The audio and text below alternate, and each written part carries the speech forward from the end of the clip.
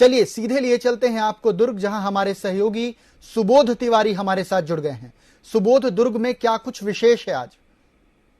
सबसे पहली बात तो जिस तरीके से मानसूनी बारिश का जो आगाज हुआ था, उसके बाद जिस अंदाज में पानी लगातार बरस रहा है, उससे जो आप देख सकते हैं, जो ये शिवनाथ नदी का एरिया है, इसका कैचमेंट एरिया बहुत ज्यादा है। और ऐसा बताया जा रहा है कि इतिहास में पहली बार इस शिवनाथ नदी के जो पहले 9 गेट तक खोले जाते थे, अब लगभग 15 गेट खोले जा चुके हैं और 4000 क्यूसेक से भी ज्यादा का पानी छोड़ा जा चुका है मोगरा जलाशय से। इस वजह से हालांकि खतरे के निशान से ऊपर नहीं है, फिर भी जिस तरीके से पानी एनीकट के ऊपर से बह रहा है, साफ जाहिर है कि इससे खतरा हो सकता है। इसी वजह से शासन ने जो आने जाने के जो रास्ते हैं यहाँ पर, उस आने जाने के रास्ते को बंद कर दिया है, और ताकि लोग यहाँ पर इस मार्ग से आना जाना न करें, क्योंकि पिछले दिनों ही 2 महाविद्यालयीन छात्र की मौत यहाँ पर डूबने से हो गई थी मामरा गेट में। और एक पति पत्नी जब जलाशय को पार कर रहे थे, तब वहां पर वो बह गए थे और उनकी मौत हो गई थी। तो ये तो रहा शिवनाथ नदी के बाद। अब जब सावन है तो शिव हैं, और शिव हैं तो शिवाभिषेक है, पूजा है और शिव की महिमा है। इस बारे में बात करने के लिए शिवनाथ नदी में एक मंदिर है शिव भगवान जी का, और उस मंदिर के पुजारी हमारे साथ मौजूद हैं। बात करते हैं कि आखिर किस तरीके से शिव भगवान का इस सावन में पूजा का विशेष महत्व होता है और किस तरीके से पूजा अर्चना की जानी चाहिए। सबसे पहले तो आपका स्वागत है। आपका शुभ नाम जानना चाहेंगे? पंडित शिशु प्रताप शुक्ला। शुक्ला जी, सावन है, शिव भगवान जी की पूजा है, तो कैसी महिमा है, किस तरह की पूजा प्रक्रिया होती है? जी, इस समय सावन का जो है 3 जुलाई से चालू हुआ है। 3 जुलाई को गुरु पूर्णिमा थी, और गुरु पूर्णिमा 11:59 से सोमवार के दिन से एकम लगी है, और उस हिसाब से सावन का जो प्रथम दिन है वो सोमवार था, और इस प्रकार से 9 सोमवार होते हैं। परंतु हिंदुत्व के कारण हम जो है सूर्योदय की तिथि को मानते हैं, इसलिए पहला सोमवार 10 जुलाई से माना गया है, और 8 सोमवार है, और सभी सोमवार अपनी जगह विशिष्ट है। जबकि 17 तारीख को पहली बार सावन में सोमती अमावस्या पड़ रही है, और सोमती अमावस्या के दिन ही अमावस्या पड़ेगी, और अनेक प्रकार के त्योहार हैं, और इन त्योहारों का महत्व है क्योंकि शिव ही है। श्रावण का मतलब तो श्रोता, और श्रोता से श्रवण होता है, और श्रवण से सावन बना। बहुत अच्छी बात बताई आपने, श्रोता से श्रवण और श्रवण से सावन बना है। तो इस मौके पर लोग बाबा धाम जाते हैं, तीर्थ जाते हैं और पूजा पाठ करते हैं, इससे क्या कुछ विशेष लाभ मिलता है?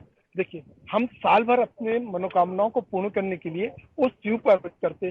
शिव से यदि ई हटा दीजिए तो जीवन स्व वही है, और जब तक शक्ति है तब तक शिव है, और इसलिए उस शिव प्रगति है। ये जल अर्पण करना, 1 लोटा जल सब कुछ कल के लिए होता है। जिनके 1 लोटा जल अर्पित कर दिया भगवान शिव का, उसका सभी मनोकामना सिद्ध हो जाता है। तो जैसा कि आपने सुना कि भगवान शिव की पूजा अर्चना करने से, खासकर सावन के मौसम में, और इस बार बताया भी जा रहा है कि ज्यादा दिनों का सावन है, लगभग 2 माह के आसपास का सावन है, तो इस समय शिवाभिषेक करना, शिव पर जल चढ़ाना पुण्य की प्राप्ति होती है। जी सुबोध, आपराधिक गतिविधियों में दुर्ग जिले में क्या कुछ विशेष है?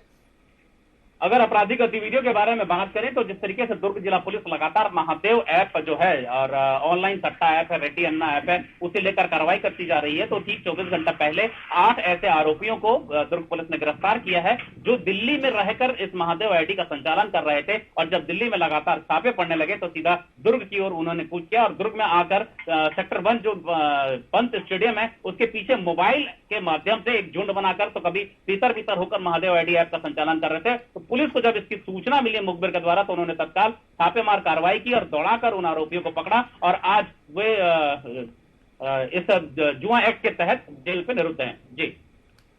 जी सुबोध, दुर्ग एक ऐसा जिला जहां से गृह मंत्री ताम्रध्वज साहू आते हैं। कुछ ही महीनों में विधानसभा चुनाव होने वाले हैं। दोनों पार्टियां लगातार अपनी कमर कस ली है। लगातार भाजपा का केंद्रीय नेतृत्व छत्तीसगढ़ के दौरे पर आ रहा है। कुछ दिनों पहले गृह मंत्री अमित शाह भी पहुंचे थे दुर्ग। क्या माहौल देखा गया? भाजपा और कांग्रेस में किस प्रकार की स्थिति है, विस्तार से बताएं। बहुत अच्छा सवाल है। मौजूदा समय जो विधानसभा चुनाव की तैयारी का है, तो जिस तरीके से लगातार केंद्रीय मंत्रियों का आगमन और उसके बाद पीएम मोदी जी का आगमन होता है, तो भारतीय जनता पार्टी में सारे कार्यकर्ताओं में एक नई ऊर्जा का संचार हुआ है और वे लगातार जन समर्थन प्राप्त करने के लिए लोगों तक पहुंच रहे हैं, उनके घरों तक पहुंच रहे हैं, बूथ में जाकर युवाओं से यानी कि यूथ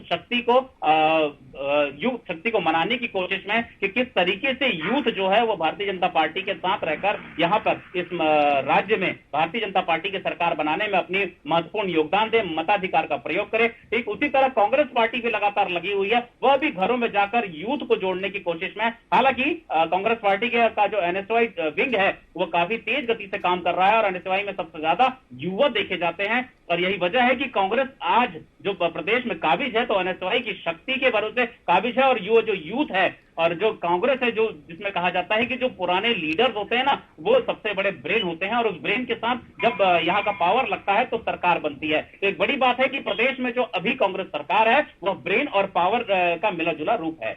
जी, तमाम जानकारी के लिए धन्यवाद सुबोध आपका।